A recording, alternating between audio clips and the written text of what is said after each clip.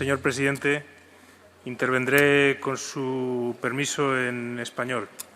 Quiero empezar agradeciendo al Parlamento italiano y a la Unión Parlamentaria Internacional la organización de esta reunión que considero del máximo interés y de la máxima importancia. La lucha contra el cambio climático debe ser necesariamente global, ya que nos enfrentamos a un fenómeno cuyo origen e impactos son globales. La ciencia, por cierto, es definitiva en el sentido de que la acción humana está teniendo una influencia inequívoca sobre el clima. Por ello, los esfuerzos para la mitigación y la reducción de emisiones causantes del cambio climático deben ser necesariamente compartidos por toda la comunidad internacional, asumiendo, como se ha dicho, cada parte la responsabilidad que le corresponde, y aquellos que tienen una mayor responsabilidad histórica en la situación que vivimos hoy, asumiendo también una mayor responsabilidad.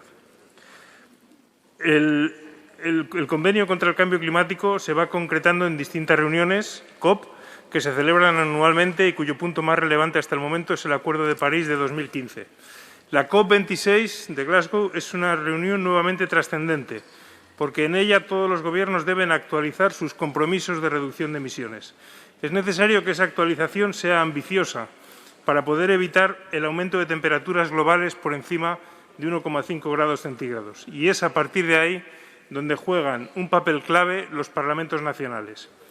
Desde hace mucho que hablamos de aquello de pensar global, actuar local. Y en la lucha climática tenemos un ejemplo relevante de la importancia de ponerlo en práctica.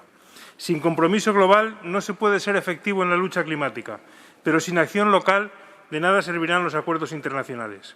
Tanto antes como después de la COP26, la acción de los parlamentos nacionales es imprescindible. Primero para poner presión, luego para evaluar y poner en marcha las medidas que garanticen que esos compromisos adquiridos se cumplen realmente en nuestros países. Creo que la involucración de los parlamentos nacionales alrededor de las reuniones internacionales de lucha contra el cambio climático, insisto en ello, es imprescindible, porque tengo la sensación de que en el pasado las COP eran más bien una burbuja que luego vivía ajena a la realidad de lo que ocurría en sus países, o dicho al revés, los países no seguían o no cumplían con los compromisos adoptados por la COP y por eso nos encontramos en la situación en la que estamos con un aumento constante y progresivo de las emisiones que no ha parado de subir con la excepción del último año debido, desgraciadamente, a la COVID y no a una acción estructural decisiva contra el cambio climático. Esta situación debe cambiar y por ello esta reunión es tan importante y el interés que ha despertado en tantos parlamentos me parece que es decisiva sobre ese cambio que se producirá en el futuro. Permítame detenerme brevemente en las acciones que ha realizado el Parlamento español en este sentido, desde que hace ya bastantes años creamos la Comisión Mixta para el Estudio del Cambio Climático, que desarrolló una intensa labor a lo largo de toda una legislatura que culminó en la elaboración de un completo informe general, el cual sintetizó y correlacionó el conocimiento científico y la acción política, técnica, económica y social desarrollada en nuestro país y en el ámbito internacional. Asimismo, incorporó una serie de conclusiones y recomendaciones dirigidas al Gobierno, al conjunto de las instituciones y, en definitiva, al conjunto de la sociedad española, que fueron negociadas posteriormente en el seno del propio Congreso. A partir de ahí, la conciencia sobre la gravedad del problema se precipita y en septiembre de 2019 el Congreso de los Diputados aprueba la Declaración de Emergencia Climática, un manifiesto que insta al Gobierno a actuar de forma urgente contra el cambio climático.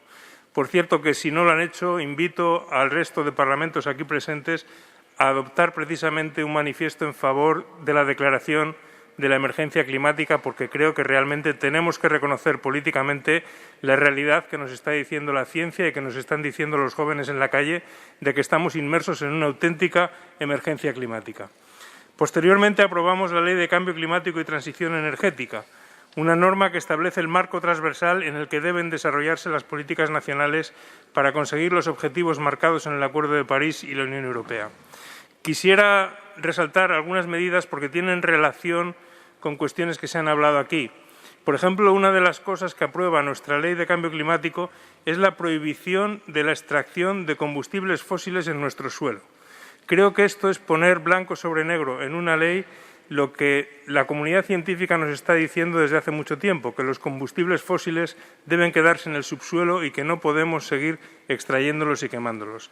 Además, por supuesto, establecemos una reducción de emisiones ambiciosa, del orden del 50%, basándonos en los datos de emisión de 2018 en línea con los objetivos de la Unión Europea.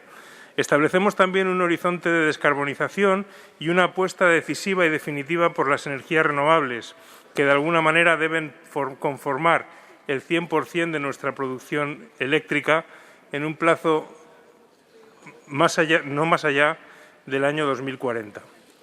Y, en cuanto a la energía total, el 42% en el año 2030. Obliga esta ley al establecimiento de una red de gasolineras eléctricas en nuestras carreteras, establece la obligación para las ciudades de más de 50.000 habitantes del establecimiento de zonas de bajas emisiones y crea también herramientas de participación ciudadana en la lucha climática, por ejemplo, la Asamblea Ciudadana que se está poniendo en marcha y que algunos de sus países ya tienen en funcionamiento, o la creación de un comité científico para supervisar las políticas climáticas.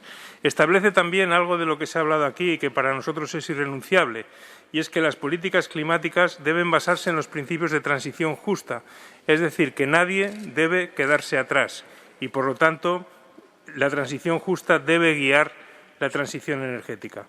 Para nosotros esta ley no es un punto final, es un comienzo. Este esfuerzo debe continuar después de la COP26 para aumentar la ambición y llegar a ese objetivo común que nos debe mover a todos, que es evitar el aumento de temperaturas por encima de 1,5 grados centígrados. Es imprescindible que la acción climática sea troncal en todos los parlamentos nacionales y que impregne todas las políticas de forma transversal. De nada sirve tener compromisos ambiciosos contra el cambio climático si luego el conjunto de leyes que se aprueban en nuestros parlamentos no tienen en consideración esa lucha contra el cambio climático.